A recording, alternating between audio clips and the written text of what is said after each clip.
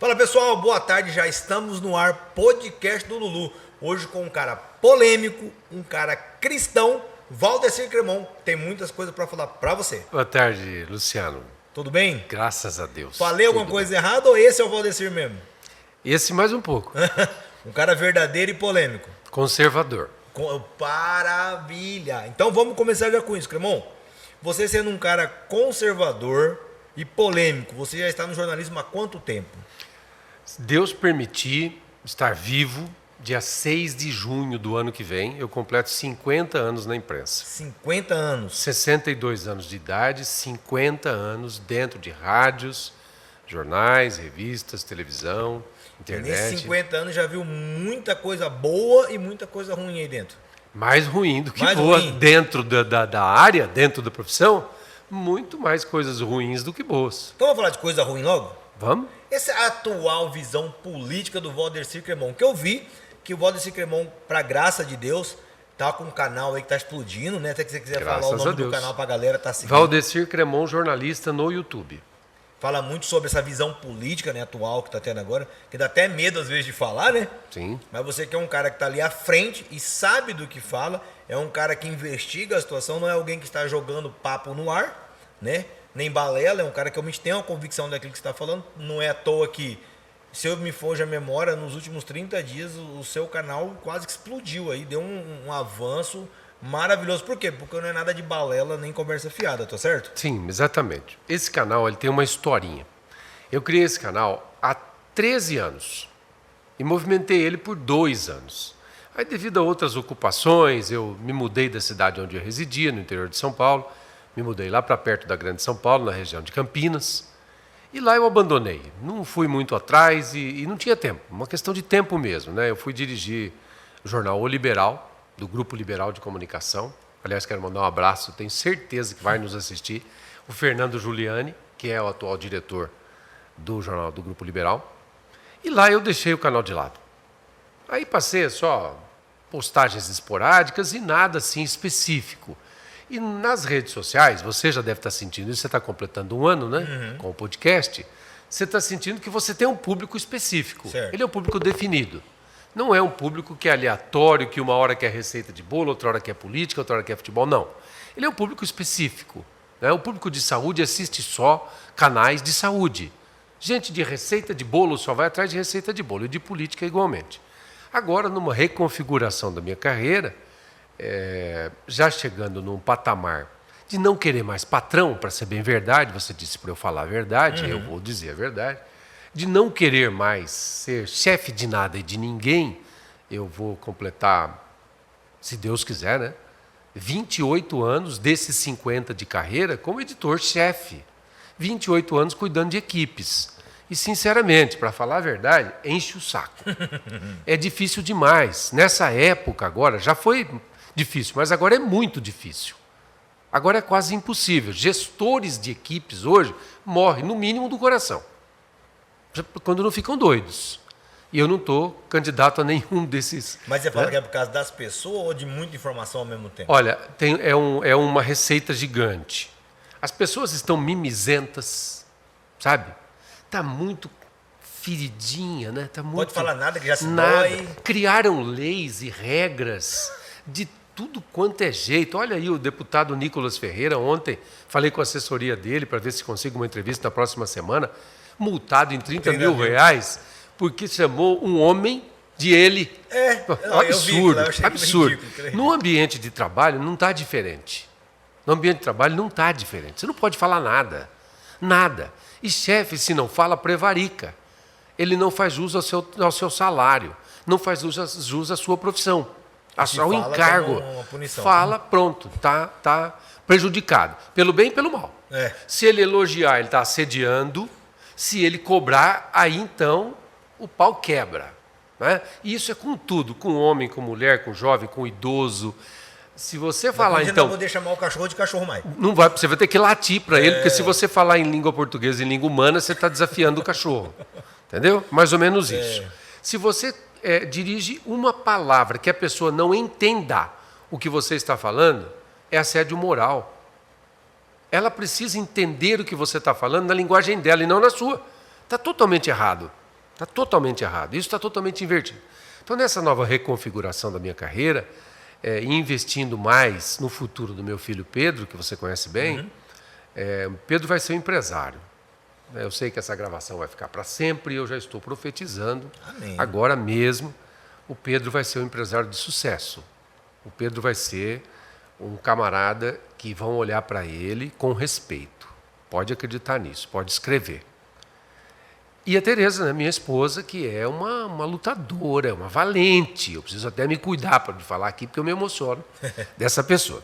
Então, nessa reconfiguração, eu reativei o canal. E com uma configuração que é aquela que eu, durante toda a minha carreira, mais investi, que é a política.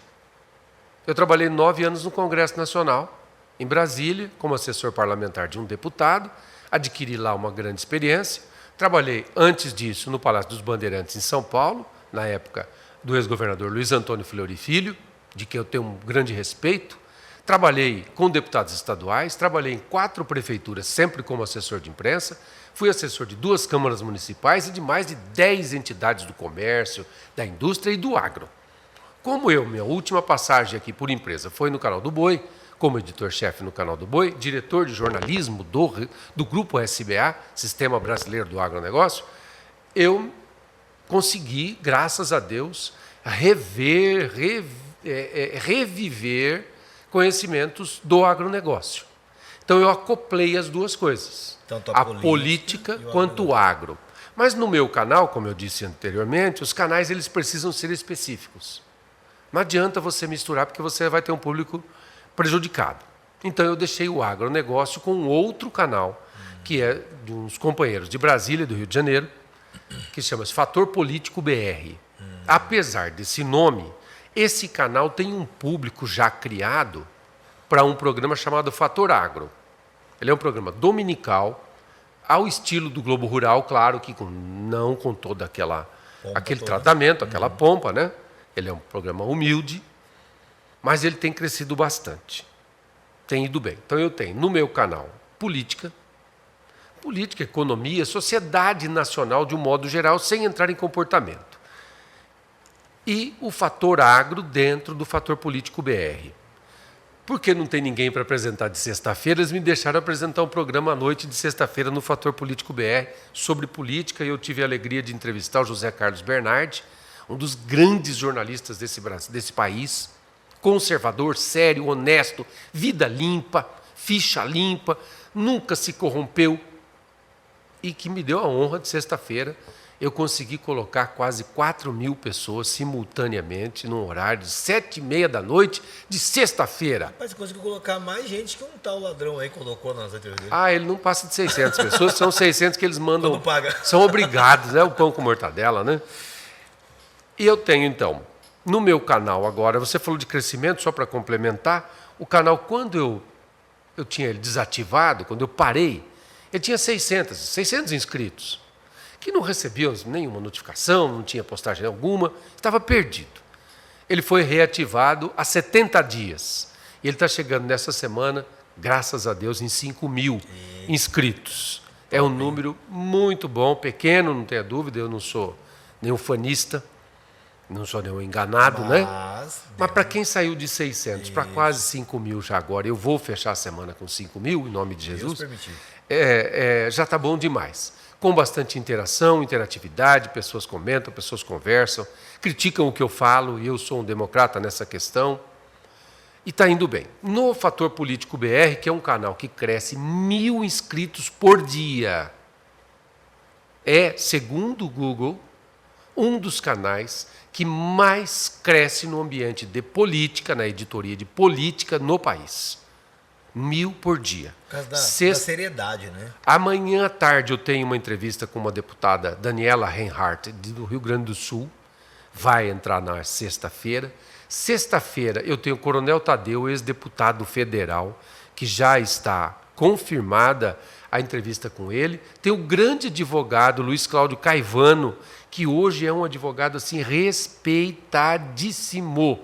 E um outro jornalista, Diogo Forjás, que é um perspicaz, tem 180.000 inscritos no canal dele, faz lives com 10.000 pessoas todas as noites, um jornalista de primeira linha. Então é isso que eu estou fazendo.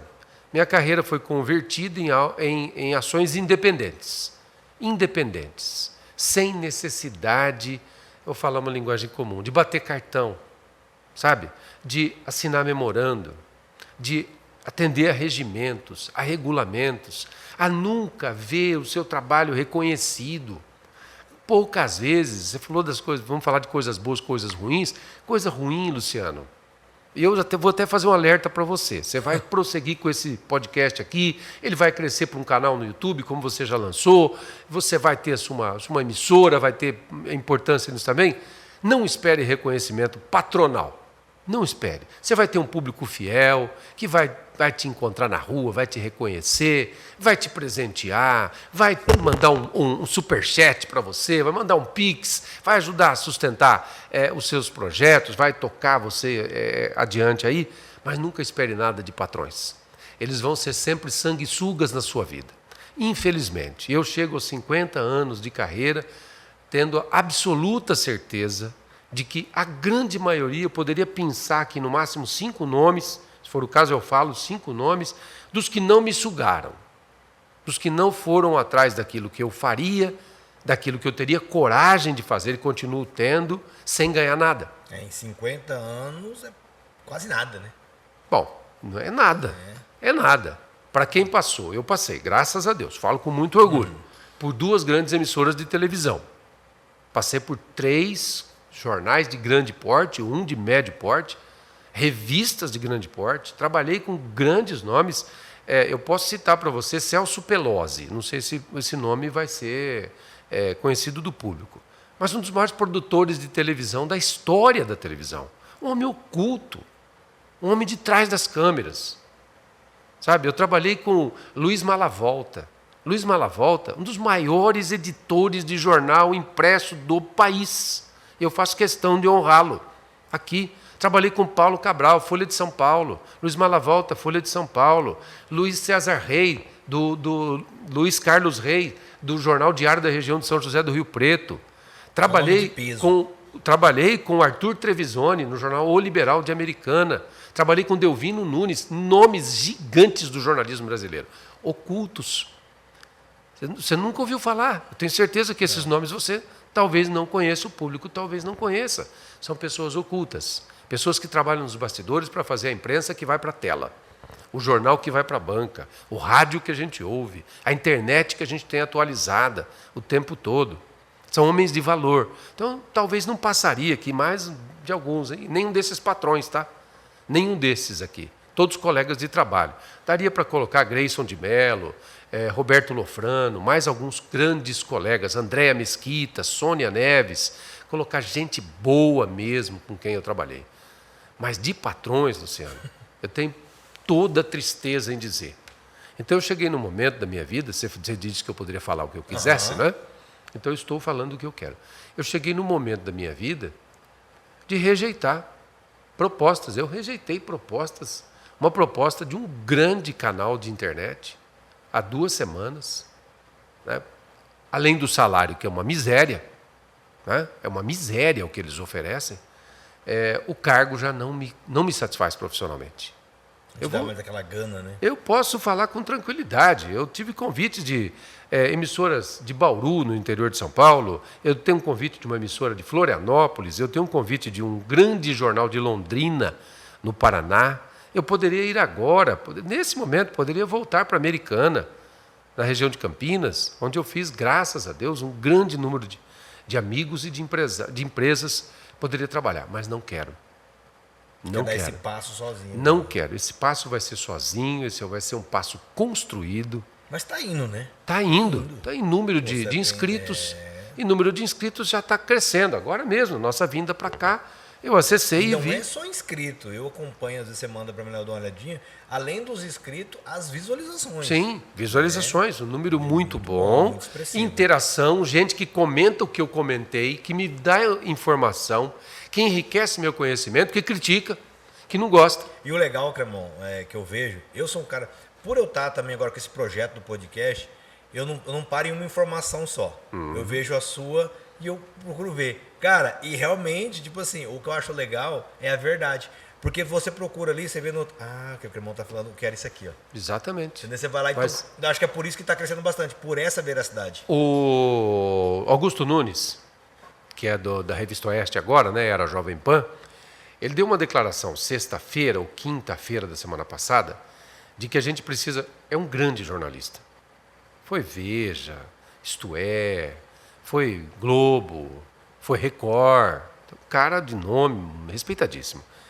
Ele deu uma definição do que é a verdade, de que a gente precisa aprender com essa gente e aplicar na nossa vida. A verdade é uma grande corrente de elos separados. Quando ele disse isso, eu falei, mas como assim? Uma grande corrente de elos separados não é uma corrente. Começa por aí, são elos separados. Então depende de nós, da minha ação, unir um elo. Unir é verdade. Você unir outro elo. Outra pessoa unir outro elo. Quem está nos assistindo unir outro elo. Aí se tem a corrente da verdade.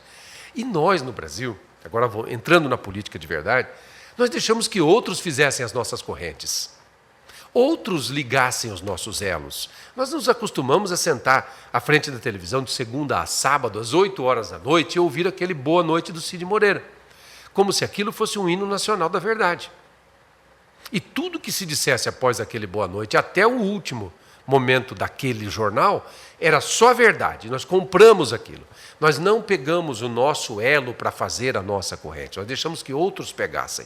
E o que é que eles fizeram? Deram um nó na nossa consciência. Deram um nó no nosso conhecimento. Eles manipularam a nossa vontade. Eles agendavam o que nós íamos discutir no outro dia. Verdade. Você trabalhou em indústria? Pouco tempo. Quem trabalhou em indústria vai entender exatamente do que eu vou falar. Na indústria e no comércio também. À noite, na segunda-feira, esse dito cujo jornal lançava um assunto, isso no jornalismo, em teoria de jornalismo, eu, graças a Deus, fui professor universitário, chamado de agenda setting. É você agendar o que vai ser discutido no outro dia. Esse jornal, por neurolinguística, uma técnica que foi implantada a partir de 1989 nessa empresa, desse grande jornal, eles começaram a falar dentro da nossa cabeça e não no nosso ouvido. Eles passaram a falar no nosso subconsciente, pela neurolinguística. Eles agendavam o nosso assunto da terça-feira de manhã. Nós chegávamos na indústria e o assunto estava lá. Nós íamos no comércio e o assunto estava lá. Nós íamos na prefeitura e o assunto estava lá. Nós conversávamos em casa, era o assunto que eles agendaram dentro da nossa cabeça. Ou seja, nós deixamos de ligar a corrente com os nossos elos. Nós deixamos outras pessoas ligando. E elas fizeram a nossa cabeça, construíram a nossa cabeça, imputaram a nós suportarmos esses 30 e tantos anos de esquerda radical nesse país que destruiu com a nossa moral. Destruiu com a família brasileira. Todo esse mimimi que eu falei no começo é resultado dessa doutrinação que, pós-período militar, de maneira muito engendrada, pensada, planejada, foi para dentro da nossa casa, foi para dentro dos nossos conceitos, invadiu as igrejas, alterou a legislação, modificou a nossa forma de pensar e nos transformou em quadradinhos encaixotados. Você quer ver uma coisa? Quando você já ouviu que você tem que ficar no seu quadrado? Ixi, um monte. Está vendo? Mas eu nunca fiquei. Mas ainda bem. Mas nós fomos levados a pensar que nós só podemos ficar dentro do nosso quadrado. Se eu tivesse ouvido ficar no seu quadrado, esse podcast nem ia sair do papel. Tá pronto, né? Mas você ouviu, te mandaram. Ô, Luciano, fique aí no seu quadrado. Mais ou menos estavam dizendo assim para você, cuida da tua vida. Tua vidinha medíocre. E pelo pouco que eu conheço da sua história, alguns que queriam te colocar num quadrado de novo, né? Todos esses que eu falei antes. E agora, recentemente, também. Né? Por diversas maneiras e de diversos modos, tentando fazer isso. Fique no seu quadrado. Né? E aí falaram mais uma coisa para você que está nos assistindo, falaram, entrou no seu subconsciente e você não percebeu que estavam te doutrinando. Quer que eu te revele? Qual que é? Que tira esse. Lembra da música? Lembra da música? Virou uma praga. Uma música fugaz, daquela que, graças a Deus, já desapareceu. Mas estavam te dizendo que você está na mira de um revólver, na mira de uma arma. Estavam te dizendo que o frágil é você. Estavam te dizendo que tem alguém com coragem de te dar um tiro. Entendeu? Isso derrubar. é doutrinação. O país levou esse tiro dia 30 de outubro do ano passado. O país levou esse tiro. Sabe? E nós sabemos de onde ele vem, de onde ele veio e que metralhadora está virada agora para todos nós. Esse é o resultado dessa doutrinação que eu te falei, desse programa nacional de jornalismo que imputaram a nós um modo de pensar. O duro que muitos ainda estão presos lá, né? Uma grande quantidade. Já não é exatamente aquela quantidade do passado. Sim, muitos conseguiram se soltar daquela caixa e saíram fora. Saíram, não estão mais no quadrado. Mas ainda há um grande número de pessoas. E as armas lá são poderosíssimas. Clemão, e falando nisso, você que é um cara de direita, você é um cara radical, de princípios, um cara cristão. Você que está atuando de frente mesmo, você até comentou, eu ia comentar, mas você comentou sobre a questão do Nicolas, né, que foi ridículo ele tomar essa multa. Uhum. Não faz sentido isso. Exatamente. Eu vi a matéria toda, até compartilhei depois, falei, não, mentira. A gente fica assim, eu não estou vendo isso. Você como um pai de família, um especialista nessa área de jornalismo político, como que você acha, que agora falta poucos dias para acabar o 2023, como você acha que será o cenário político se continuar com esse mimimi a partir do próximo ano? Pior do que hoje. Pior do que hoje. Na semana que vem, eu acabei de falar agora há pouco com o Auro César, ele é da Secretaria da Presidência do Senado, o presidente do Senado, Rodrigo Pacheco, que a gente não entende como Minas Gerais votou nesse cidadão, que tinha que escolher entre ele e Dilma, né? Tinha muita opção. Não tinha mais nada, né? Não tinha mais nada. O outro era o Pimentel, do PT. Então, meu amigo, era sair do leão, cair no urso. Né? Sair do urso e entrar na jararaca. Era falta de opção mesmo. Era por falta de opção. Rodrigo Pacheco está passeando pela Europa e nós não teremos nenhuma sessão no Senado Federal essa semana. Mas estava previsto. Ainda está na agenda, mas não vai acontecer, segundo o Auro. A sabatina de Flávio Dino, o indicado de Lula, você que fez o L, você é culpado dessa situação que o Brasil está passando, de corrermos o risco de termos um comunista anticristão na Suprema Corte brasileira. Você acha que eu estou exagerando? Pega lá no Valdecir Cremon, jornalista no YouTube, e vê o que esse sujeito falou para donos das grandes redes sociais, para Meta, Facebook, Instagram, Twitter, YouTube, Telegram. Vê lá o que ele falou sobre liberdades. Depois disso, se ele é capaz e se ele é uma pessoa passível de aceitação para ter todos os poderes dados ao ministro da Suprema Corte. Então, nós não temos votação no Senado essa semana. Mas teremos Flávio Dino aprovado, pode escrever isso. A cambada da esquerda vai aprovar Flávio Dino para o Senado, porque estão no colete do presidente, porque receberam mais de 12 bilhões de reais em emendas PIX, em emendas diretas.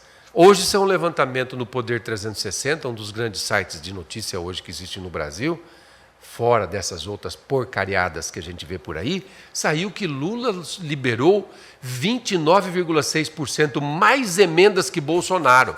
Isso até setembro. Esse levantamento é setembro. 29 até setembro. Nós estamos em dezembro, até outubro, novembro, dezembro. Imagina, ele vai fechar com 35%. 35% mais que Bolsonaro. Ou seja, comprando todo mundo. Isso é muito claro. Eles vão aprovar Flávio Dino até porque o voto é secreto. Outra coisa que você que votou, fez o L na votação, tem culpa. Tem culpa. Eu não vou pedir voto para você nunca e não preciso te agradar. Se você está me vendo aqui, depois vai me ver no canal, vai me ver falar a mesma coisa. Culpados. Vamos ter votação secreta de um sujeito que tem as mãos sujas de roubo, de desvio de dinheiro público, de governar por 8 anos o estado mais pobre dessa nação, com o pior IDH, Índice de Desenvolvimento Humano do Brasil, com a pior educação, com a segurança pública em frangalhos, com a máquina administrativa totalmente aparelhada. Quer saber mais uma coisa? No Maranhão tem mais gente no Bolsa Família do que com carteira de trabalho registrada, assinada. Então, é esse o governo que você quer para o seu país, para o seu filho, é isso que você quer para a sua nação. É essa gente metendo a mão no nosso cofre. Então, você me pergunta como é que vai ser 2024, não preciso nem entrar em outras questões, reforma tributária. Você sabia que, ô Luciano, você corta cabelo ali no bairro? Uhum. Aquela pessoa que corta nosso cabelo lá, que deve ser a mesma, ela vai pagar 28% de imposto se essa reforma tributária do Lula passar. Você mais sabe o que é isso, não? 28%? Se ela fizer R$1.000, 280 de impostos. Você imaginou isso? Aí eles vão tirar, olha que malandragem. Eu tenho que copiar o Silas Malafaia, né? A safadeza. Eles vão tirar o ISS das prefeituras. Você não vai mais recolher ISS para a prefeitura. Você vai ter um imposto só. Isso lá em 2030, tá? Não é agora não é imediata. Vai haver uma transição em que nós teremos 2 regimes fiscais funcionando ao mesmo tempo, um sendo desmontado e o outro sendo instalado, tá? Imagino que o nó que vai ser dado dentro das empresas e dentro da arrecadação pública fiscal. Essa pessoa que hoje paga 3% de ISS, a partir da aprovação dessa reforma tributária, não saberá mais quanto ela pagará. Ela vai ter uma taxa lá de 28. Ela vai pagar esses 28. E quanto foi de ISS? ISS é Imposto sobre Serviços, que tem que ficar para as prefeituras cuidarem da vida das pessoas. Porque quem cuida da vida das pessoas são as prefeituras. Não é o governo federal. Esse negócio de que Brasília governa o país, que o pai dos pobres está lá, isso é mentira de abóbora. Isso é mentira. Quem cuida das pessoas são as prefeituras. Você vai no postinho, quem dá remédio é a prefeitura. Quem paga o médico é a prefeitura. Se você vai para um convênio no hospital, é a prefeitura. Não é o governo federal. Aliás, o governo federal, o nosso presidente, estava na Europa. Quem sabe ele visite o Brasil ainda antes de 31 de dezembro. Então, 2024, nós vamos entrar com Flávio Dino ocupando a vaga de Rosa Weber no Supremo Tribunal Federal. E toda vez que eu falo esse nome, eu fiz uma promessa que eu vou dizer que Deus a tenha, mulher que votou a favor do aborto. Sem a ação estar em julgamento, ela antecipou o voto para dizer que ela é a favor do aborto, ela é avó. Que pena que não existia aborto quando ela pariu. Né? Nós teremos Flávio Dino no lugar de Rosa Weber. Nós teremos o Congresso Nacional ameaçado pelo Supremo Tribunal Federal, porque vai agora, dia 12, vai derrubar o marco temporal das terras indígenas. E o Supremo não vai querer engolir isso, vai dizer que o que o Legislativo legislou é inconstitucional. Isso não entra na cabeça, não tem como. O Legislativo existe com 530 deputados, 81 senadores, para criar leis. Ganham muito bem, viu? Então, salário gigantesco, custa caríssimo para nós. Nós pagamos essa gente para elas fazerem leis. Aí eles fazem leis, aí aparecem 11 togados que nunca receberam um voto sequer na vida, que não têm nenhum conhecimento legislativo, zero conhecimento legislativo, que são apaniguados dos ex-presidentes desde Itamar Franco. Estão lá, passaram por todos os governos de lá para cá, atendendo os seus chefes. Esses vão derrubar o que o Congresso vai fazer, porque o Congresso legislador não sabe legislar. Isso não entra na cabeça. É só pensar um pouquinho, não entra na cabeça. No carro, você com 50 anos, vamos aqui dar nome das pessoas, você com 50 anos de jornalismo, não sabe fazer o que meia dúzia de pessoa acha que aprendeu na internet. Ah, não tenha dúvida. O doutor Google, o professor Google, hoje derruba qualquer carreira. Porque o sujeito com uma câmera na mão, pronto, um celular qualquer, né? Ele está aí fazendo um estrago na vida de profissionais. Eu tenho colegas da mesma época, desempregados há muito tempo. Eu tenho um colega que ele deve estar com uns 45 anos de profissão, está com depressão por ter perdido o emprego no ano passado. Ele mora em Catanduva, no interior de São Paulo. Não sei se você conhece Catanduva, uma cidade de 100 e poucos mil habitantes. Ele está depressivo por ter perdido o emprego e o site que ele dirigia no jornal onde ele trabalhava, o jornal possui um site, foi entregue para 2 estagiários. 2 estagiários de jornalismo. Um celular na mão e a cabeça vazia, o sujeito se acha Isso se aplica em tudo, né, hoje, infelizmente. Então, mas aí voltando a bater o pé lá. E aí que continua 2024? 2024, vamos lá. Flávio Dino no STF, um comunista ditador tirano, pior do que Alexandre de Moraes. E bipolar, né? Porque cada vídeo ele fala uma coisa. Mas todo tirano é bipolar, e né? aí, não, o legal da internet, que os caras ainda perguntou pra ele, tanto o Nicolas quanto o Malta. O senhor não falou, não falei. Mas tá aqui que o senhor falou. Sim. Eu vou dar conta. Quanto tempo a gente tem ainda?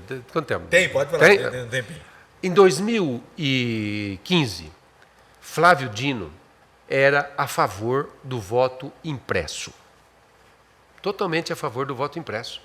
Tem uma entrevista dele que ele fala claramente que as urnas eletrônicas não são dignas de confiança, que o sistema eleitoral brasileiro não é digno de confiança, que para conferir aquilo que era teclado na urna era necessário imprimir e, se for o caso, conferir. Palavras dele. Palavras dele.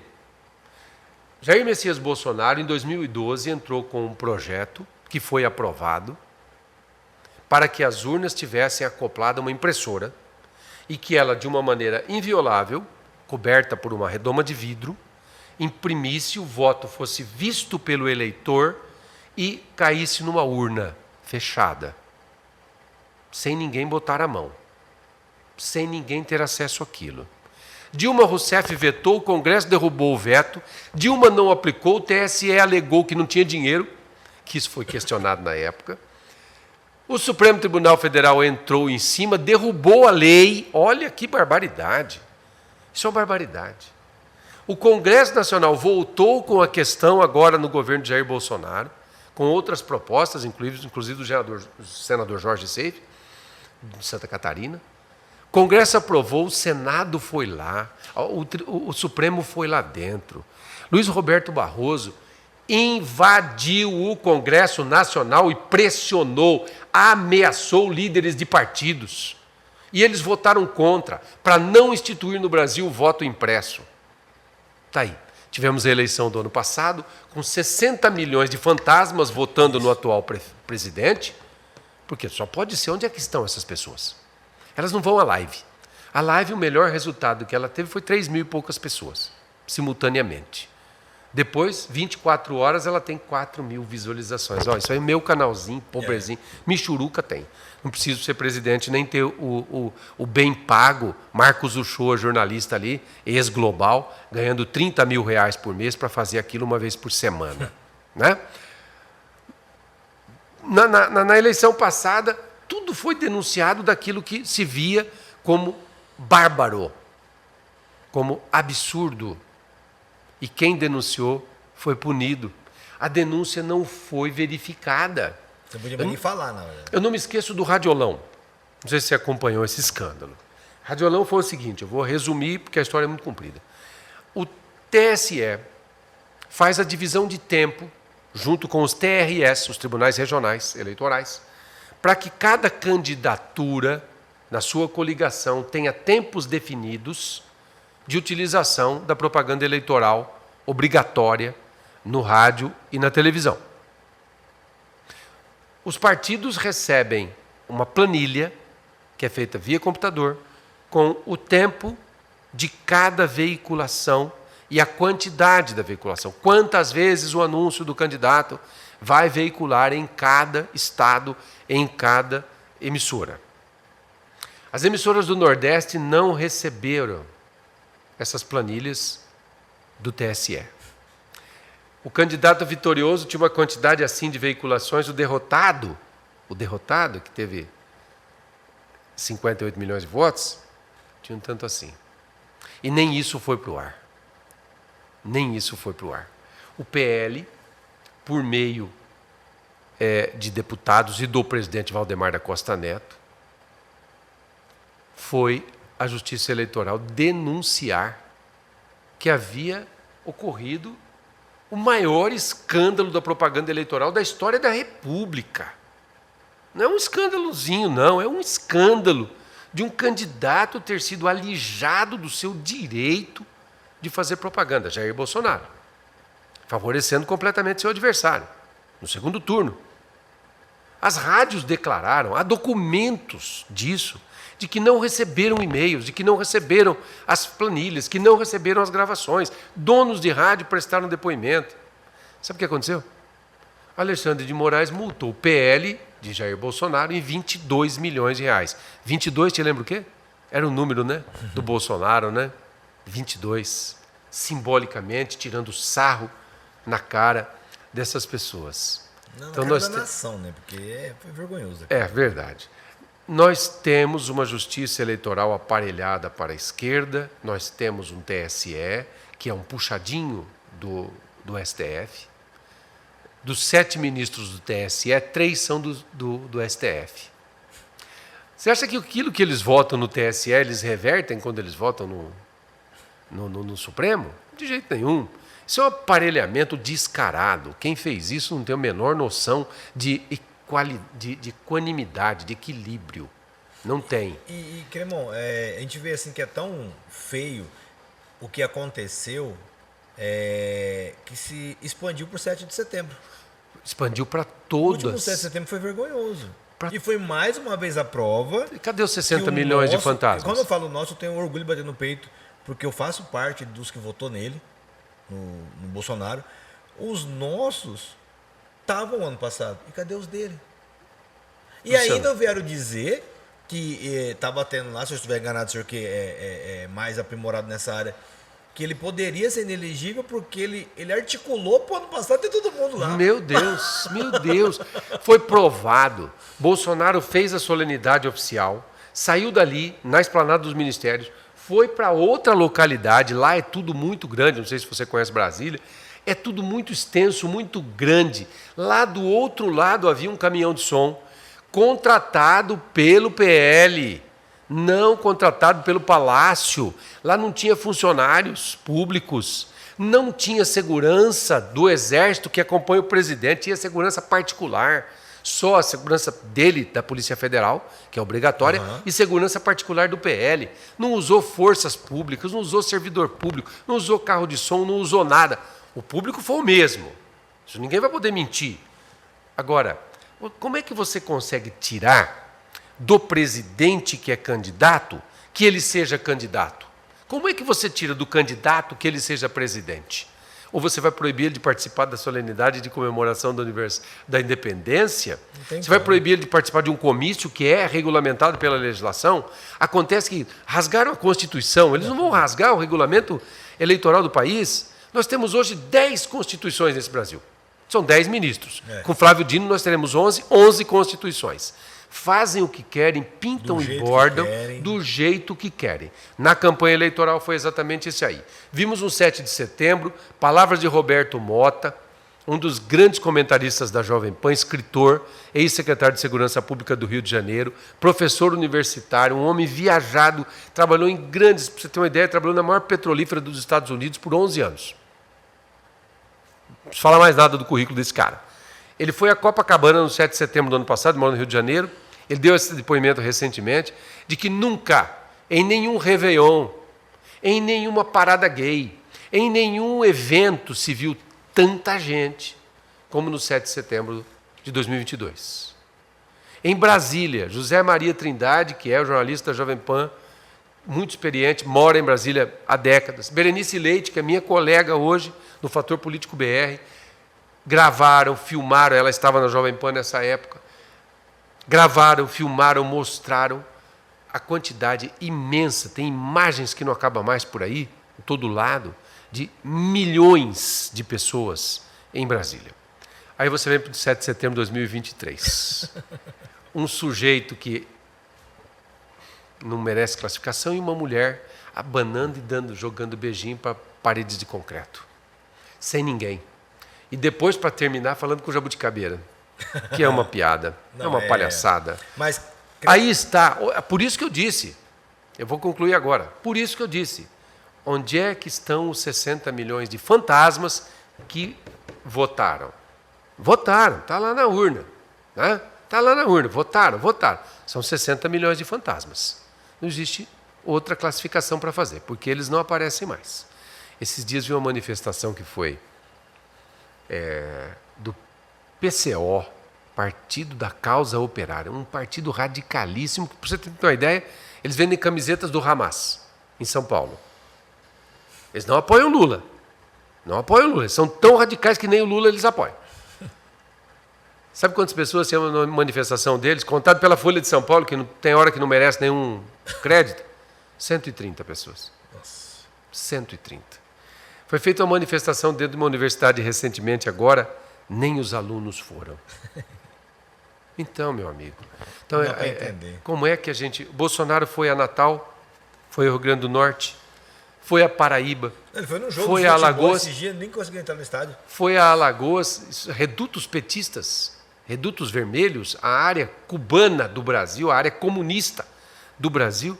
Bolsonaro foi seguido por milhões de pessoas em todas essas localidades. Não numa localidade só, é claro, não sou nenhum sonhador, nenhum visionário. Mas se somar, passa de milhões de pessoas. Não tem como. Foi ao Rio Grande do Sul, milhões de pessoas. Foi ao Paraná, milhões de pessoas. Santa Catarina, milhões de pessoas. São Paulo não consegue sair às ruas. Convidado para vir aqui a Campo Grande, Mato Grosso do Sul, diz que vai tentar encaixar a agenda, não consegue, antes de março do ano que vem. Se vier, lembra como foi no Mercadão? Uhum. Não tinha como entrar? Milhares de pessoas. E o presidente, hein? Ele pode sair na rua? E o presidente, se ele for à rua? O que é que acontece? O que aconteceu lá em Londres? O que aconteceu em Nova York? Que cantaram aquela musiquinha que rima com prisão. Lá para fora nem o pessoal de fora respeita ele, que eu estou bem aqui dentro. Foi para a Alemanha agora, foi fazer um discurso, foi desmentido pelo atual presidente da Alemanha. O Emmanuel Macron, que é presidente da França, seu colega, seu parça, esquerdista radical, disfarçado, mas ele é esquerdista radical perfumado. Ele é perfumadão, né? Cabelo de goma arábica. Desmentiu Lula. Ele vai à COP lá em Dubai, leva a Marina para dizer que ele acabou com as queimadas, acabou com o desmatamento na Amazônia. Acabou, queimou tudo? Agora Só se foi. Acabou tudo. Só se foi. Queimou, acabou de verdade. O que ele presidente tirou. de Portugal chamou ele de ladrão. Exato. O primeiro-ministro de Portugal fez discurso chamando de ladrão. O presidente da Argentina toma posse agora dia 10, domingo. O novo presidente, Javier Milei. Convidou? Javier Milei convidou Jair Bolsonaro, o governador de São Paulo, Tarcísio de Freitas. Daqui de Campo Grande vai uma caravana de 21 pessoas, até ontem vi isso numa postagem no Twitter. 21 pessoas daqui vão para lá, do Paraná, de Santa Catarina, do Rio Grande do Sul, de Minas Gerais, do Rio de Janeiro, vão à posse do Javier Milei. O presidente daqui foi convidado pro forma e já, vamos ser bem claros, proibiu Geraldo Alckmin de ir. O vice-presidente estava escalado para ir substituir o presidente, porque é capaz de lá ele ser chamado também desse termo de ladrão. Mas ontem disse que Geraldo Alckmin desistiu de ir à posse de Javier Milei. Conta outra, né? Conta outra, né? Nós não somos mais tão bobinhos como nós éramos no tempo do Plim Plim, do Boa Noite do Cid Moreira. Né? Nós não temos mais paixão pelo Sérgio Chapelin. Nós não ficamos mais domingo à noite grudados no Fantástico para saber que verdade vão contar para a gente, qual é a verdade que nós vamos contar amanhã. Não somos mais tão bobinhos assim. Né? Isso nós temos que agradecer muito às redes sociais, onde nós estamos nesse momento pelo Instagram.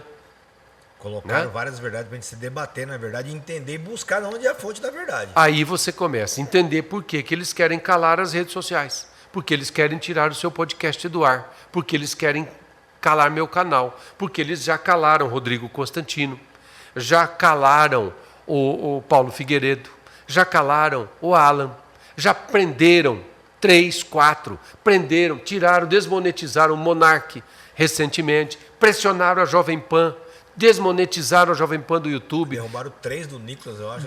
Derrubaram da Rádio Auriverde com 1.600.000 inscritos no canal de YouTube deles, não recebem um centavo. Diz que tem liberdade. Cadê a liberdade? Então, agora você consegue entender por que eles querem calar as redes sociais. Por que Flávio Dino, nesse vídeo que eu citei, que está lá no meu canal, diz que ele não aceita que as Big Techs, que são as grandes empresas donas das redes sociais, nós estamos numa delas agora, que é a Meta, antiga Facebook, eles não querem que essas empresas tenham normas gerais. As normas têm que ser definidas pelo governo Lula. Ele não vai poder falar nada. Ele fala claramente lá. Assiste lá. Está lá no meu canal, Flávio Dino, para você ver a barbaridade do que ele fala.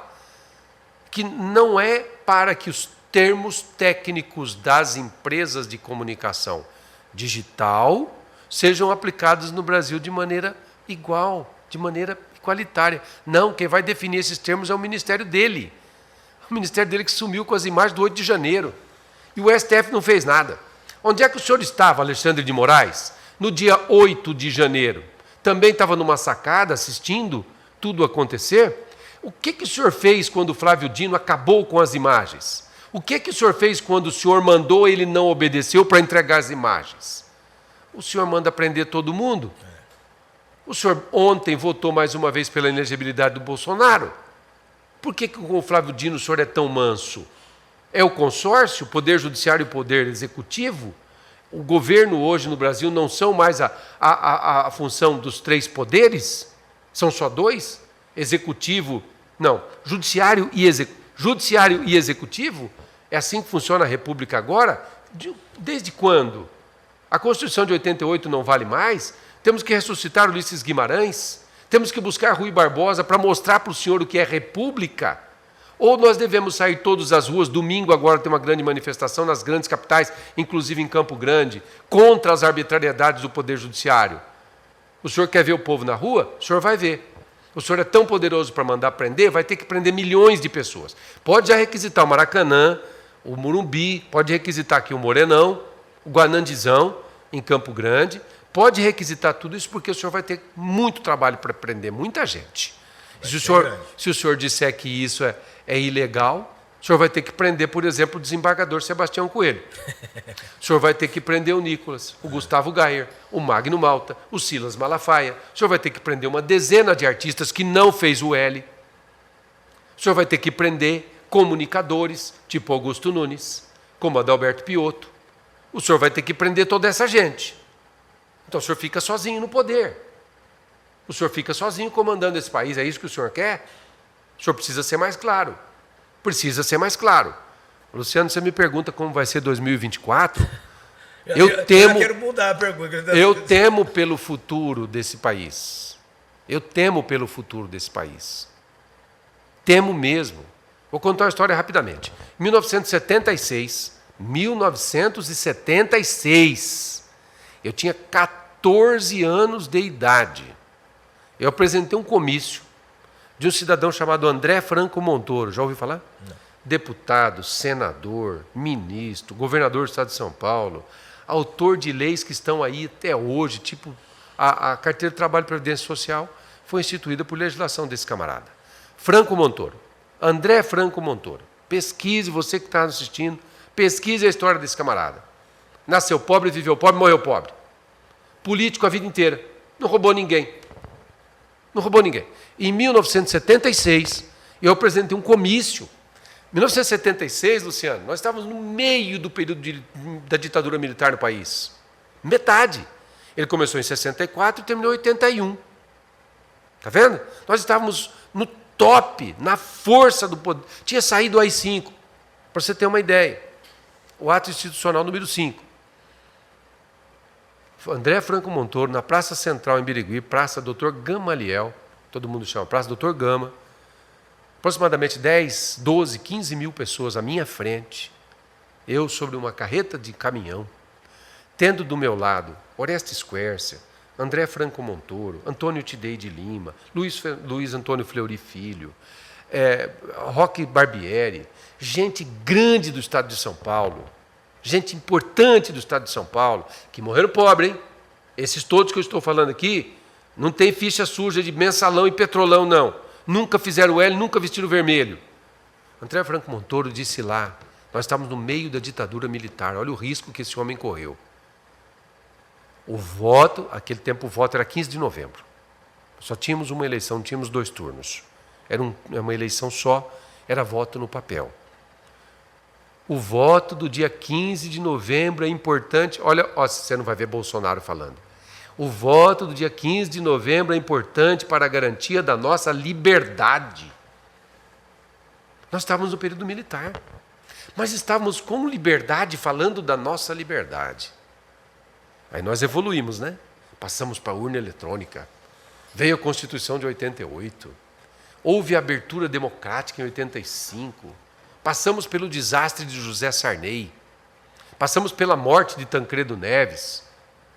Passamos pela cassação de Fernando Collor de Mello. Passamos pela pasmaceira de Tancredo, do vice-presidente dele, Itamar Franco.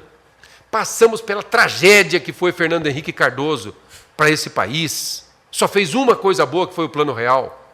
O resto, tudo porcaria. Passamos pela tragédia de 2 governos Lula. Passamos pela tragédia de 1 governo e meio de Dilma. Modernizamos. Oh, meu Deus, o Brasil é um país moderno, porque, segundo a Globo, na época da ditadura militar nós éramos atrasados. Mas eu comecei a trabalhar em rádio em 72. Em 74 eu era empregado de rádio. Eu tinha 12 anos. Nunca fui ameaçado pelo que eu fiz. Nunca. Por militar algum, por autoridade alguma. E nesse país moderno eu sou ameaçado a todo momento. Jornalistas são ameaçados a todo momento. E ai de um guri de 16 anos trabalhar hoje. Aí é uma legislação. Essa legislação é nojenta. Isso é um nojo, um atraso desse país. Né? E palmas para a Xuxa, ela merece. Ela e aquela cambada toda. Então nós temos um Brasil moderno, porque na visão da Globo e desses esquerdistas progressistas aí, nós éramos um país atrasado. Nós éramos um país que não era uma vergonha mundial, mas nós podíamos falar com liberdade. Todo mundo tinha sua... Nós tínhamos orgulho de ter título de eleitor. Sabe como que era o título de eleitor?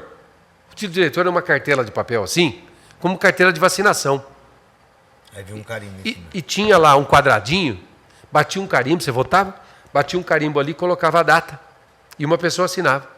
Aquilo você guardava com todo orgulho e mostrava que você tinha votado. Você tinha ido cumprir o seu dever cidadão, o seu direito de escolher. Onde está seu título de eleitor? Só Jesus sabe. Está vendo? Aqueles comprovantezinhos que saem lá da máquina, você tem quantos? Tem um. Pronto, amigo. Então, o progressismo, eu falei agora há pouco da linguagem do jornalismo, da neurolinguística, isso é seríssimo. Eles derrotaram todos os nossos valores. Hoje você consegue saber o nome dos ministros do STF porque você odeia eles. Sebastião Coelho falou uma grande verdade na cara deles. Aqui estão as pessoas mais odiadas desse país, ele falou diante do plenário do STF, no julgamento do primeiro condenado, terrorista do 8 de janeiro. O Hamas não é terrorista, né? Os patriotas são. Eles conseguiram inverter isso tudo. Nós perdemos a valoração das coisas que nós conquistamos com muito sacrifício. A liberdade de imprensa. Sim, a liberdade de imprensa. Nós tínhamos regimento também. No período militar houve muita coisa que foi exagerada. Errada também. Nós conseguimos a liberdade de imprensa para mostrar a bunda na televisão. Olha para que eles queriam liberdade de imprensa. Eles queriam liberdade de imprensa para meter a mão no dinheiro da verba de publicidade dos governos, para se vender, para vender editoriais, para vender redações inteiras, para vender estratégias eleitorais. É para isso que eles queriam. Então nós tínhamos valores que um radialista era uma autoridade. Eu me lembro de Leonardo Sabione, Jovino Casagrande, Armindo Jorjão, Carlos Alberto Teixeira e mais uma grande quantidade, que eu tenho um grande amor em falar, que trabalhei com Tony Rogato, lá no interior de São Paulo, um grande radialista. Trabalhei na época da Rádio Bandeirantes, na cadeia verde e amarela, na equipe Canarinha, transmitia jogos da seleção com Fiore Gilhote. Trabalhei na Rádio Globo, no tempo de Osmar Santos. Então, eu falava com orgulho, nós chegávamos nos locais, nós tínhamos uma carteirinha de papelão, e onde nós apresentávamos a carteirinha de papelão da rádio, nós éramos respeitados, recebidos. Hoje?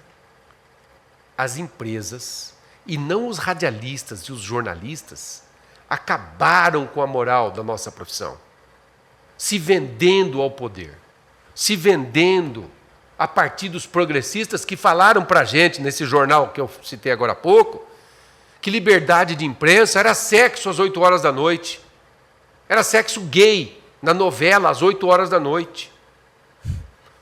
E nós, Luciano, na ingenuidade de termos comprado aquela conceituação, termos comprado aquela ideia, nós batemos palma. Nós chegamos a dar 46% de audiência para esse jornal aí. Em uma noite, 46% de todo o país assistindo a mesma coisa. Ou seja, eles falavam para metade da população aquilo que eles queriam que fosse a verdade. E essa metade acabava levando para o restante, né? E nós ingenuamente achávamos que isso era muito bom. Então nós vamos entrar em 2024 com o Supremo Tribunal aparelhado, um presidente descredibilizado no poder, uma equipe de ministros... E só vem para ficar viajando também, né? Olha, tem gente que torce que ele viaje e não volte mais. Fique por lá. Tem até a suspeita de que ele tem um sósia, né? Não sei se você chegou a ver isso aí. É uma barbaridade, mas suspeitas são aceitas. Nós temos uma equipe de ministros. Gente, 39 ministros. Fala um que tenha feito alguma coisa que tenha sido boa nesse ano. Um só. Vai, Ministério da Saúde, o que fez? Defendeu vacina, por interesse de laboratório. Ministério da Cultura distribuiu bilhões de reais pela Lei Rouanet. E muito, hein? Ministério das Comunicações, o ministro é suspeito de 4 crimes. Um deles de asfaltar uma estrada na própria fazenda com dinheiro público. Ministério, olha, não sei nem quem é o ministro das Minas e Energia mais. Fala aí algum. Direitos humanos lá. Silvio Almeida.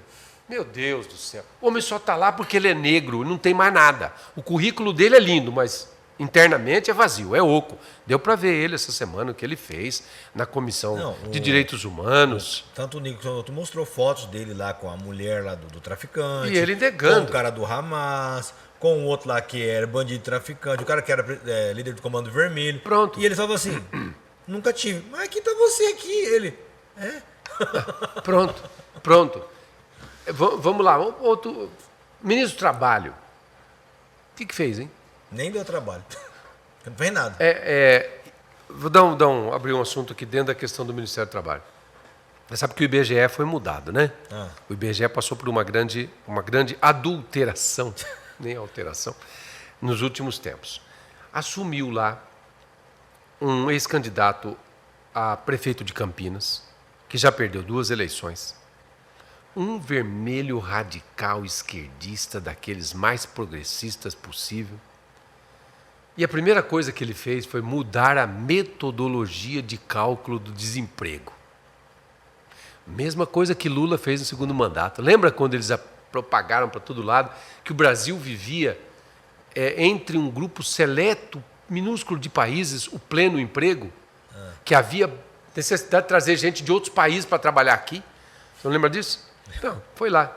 Lula tinha mudado a metodologia de cálculo do desemprego no país. Chegou a 6%. 6% de desemprego num país de 200 milhões de pessoas. Só besta acredita numa coisa dessa, né? Só ingênuo mesmo. Só quem faz o L que acredita, porque não pode. Agora está lá. O IBGE, de novo, com essa metodologia, o desemprego está em 7,6%. Ele vai terminar dezembro dizendo que caiu para 6,9%, 7%, por aí. Luciano, vá à porta das empresas e pergunte quantas pessoas deixam currículo todos os dias. Fora que se passar lá o negócio que eles querem fazer, vai derrubar um monte de... Sim, e era mais uma coisa que eu ia colocar, junto da reforma tributária, que eu falei dos 28%. Mas segura, porque agora eu quero fazer um desafio. Como o nosso tempo está estourado, e eu sei que o Cremon já ele tem mais uma outra entrevista para estar fazendo, eu quero lançar um desafio, Cremon. Como que funciona o Congresso? A partir de janeiro, quando que eles voltam a trabalhar ali? 20 de fevereiro. Jesus. Eles param agora em dezembro e eles têm 45 dias de recesso. Rapaz. A primeira sessão está prevista para a segunda quinzena de fevereiro. As comissões começam um pouco antes, mas deputado não é obrigado a comparecer a todas as comissões. Então, mais ou menos, depois do dia 20 de fevereiro, já dá para ter uma noção mais ou menos. Pode-se dizer que eles vão trabalhar depois do Carnaval. Que o Brasil também só funciona depois disso, né? Mas vamos lá. Segunda semana de fevereiro, você aceitaria voltar aqui e dar uma explanada do que virou? Quero pegar tudo que eu falei aqui e transcrever no papel para a gente conferir. Maravilha. E aí nós vamos colocar também uma coisa que não vai dar tempo. Essa questão, como eles estão querendo que a gente fala que o cachorro não é cachorro, é gato, que o poste não é poste, é asfalto, e que o homem não é homem, é mulher, que é a patifaria que eles estão colocando, eu quero também que você traga isso em pauta para a gente debater um pouquinho isso, que como cristão que eu sou, que você também é, nós acreditamos que Deus fez perfeito. Homem é homem, mulher é mulher e o resto é patifaria. Sim. Estamos aqui hoje com um cara polêmico que teve com nós, Valdecir Cremon. Quer dar considerações finais, Valdecir? Só quero dizer o seguinte, de tudo que eu falei só tem uma assinatura, a minha, não tem a do Luciano. Nenhuma responsabilidade jurídica para cima dele, nem para a plataforma, nem para o Instagram, nem para o YouTube. Responsabilidade criminal, civil, toda minha. Toda minha. Eu assino embaixo de tudo que eu falei. E se for preciso, repito. Não tenho nenhuma dificuldade em repetir e ainda acrescentar muito mais daquilo que eu falei. Não pense, isso eu vou falar. Tem um minuto? Tem um minuto. Eu vou falar. Posso falar só para essa aqui? Pode. Eu vou falar só para essa daqui. Você que me ameaçou em novembro, você que printou uma rede social minha, onde eu defendi minha família,